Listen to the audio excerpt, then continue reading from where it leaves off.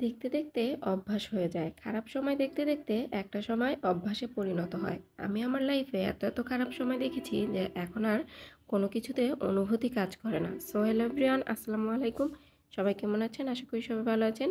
চলে এলাম নতুন একটি ব্লগ নিয়ে আপনাদের মাঝে। আশা করছি আজকের ব্লগটি আপনাদের ভালো লাগবে। যদি ভালো লেগে যায় তাহলে অবশ্যই লাইক কমেন্ট শেয়ার করে আমার পাশে থাকবেন। আপনাদের লাইক কমেন্ট শেয়ার আমাকে আমার কাজের প্রতি অনুপ্রেরণা আরও বাড়িয়ে দেয়। আজকের ব্লগটা একদম সকালবেলা থেকেই শুরু করেছি।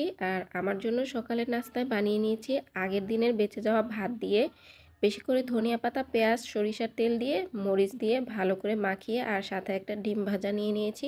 এই খাবারটা খেতে কিন্তু বেশ মজা। আর এই তো এখন মেয়ে ঘুম থেকে উঠে গেছে, তার জন্য আমি একটু ভিন্নভাবে নাস্তাটা বানিয়ে নেওয়ার চেষ্টা করছি।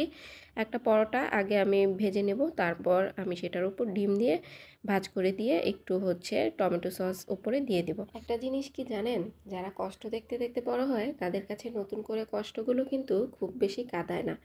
এক কথায় বলতে গেলে তারা অনুভূতিহীন হয়ে যায়।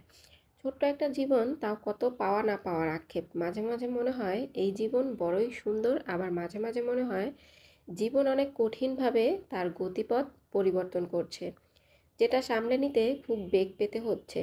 আল্লাহ আমাদের চলার পথের দুঃখ কষ্ট সব কিছু সহজ করে দিন। আমরা মানুষ আশায় বাঁচি, জীবন অদ্ভুত সুন্দর।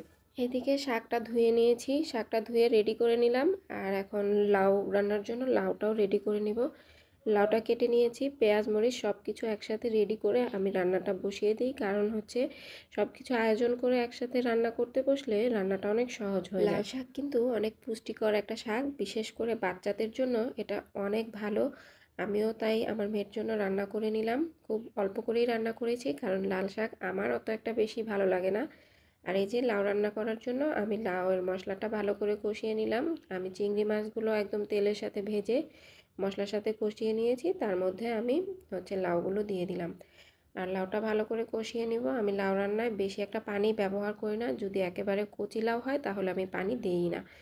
আর এই যে ডিমগুলো আমি এখন ভালো করে মশলা মাখিয়ে তেলে ভেজে নিব। এগুলো হাঁসের ডিম ছিল। নর্মালি আমি হাঁসের ডিম তেমন একটা পছন্দ করি না, এক কথায় বলতে গেলে খাওয়া হয়ই না। কবে যে লাস্ট খেয়েছিলাম মনে নেই, আর এই তো খেলাম। আমার কাছে মনে হয় ডিম ভুনার ডিম ভাজাটা ভালো না হলে ভুনাটা খেতে ভালো লাগবে না, তাই আমি লাল লাল করে ভেজে নেই ভুনার ডিমটা। আর এই তো এখন মশলার সাথেও একটু কষিয়ে নিব। তারপর আমি ঝোলের পানি অ্যাড করে দিয়েছি, এখন আস্তে আস্তে এটা হতে থাকবে। এদিকে আমি রান্নাঘরটা এখন ক্লিন করে নেব। সিঙ্কটা আগে ভালো করে পরিষ্কার করে চুলাটা পরিষ্কার করে নেব। আসলে কি হয়, রান্নার সাথে সাথে যদি আপনি এগুলো পরিষ্কার না করেন তাহলে দেখা যায় বেশি ময়লা পড়ে গেলে, বেশি তেল কাজটা জমে গেলে পরিষ্কার করতে কিন্তু খুবই কষ্ট হয়। তাই আমি রান্না শেষে সাথে সাথেই ভালো করে মুছে নেই, তাহলে আমাকে একসাথে একদিনে বেশি কষ্ট করতে হয় না। এখন আমি দুই তরকারিতে ধনিয়া পাতা দিয়ে দিব, আর ডিম ভুনায় কিছুটা জিরার গুঁড়ো অ্যাড করব। কারণ ডিম ভুনা তারপর ভাজি এই ধরনের খাবারে একটু জিরার গুঁড়া দিলে দেখা যায় কি রান্নাটা খুব ভালো হয়, ফ্লেভারটা ভালো আসে। আর লাউ রান্নায় তো জিরা অ্যাড করতে হয় না, এটা আমরা সবাই জানি। সব তরকারিতে আসলে সব কিছু যায় না।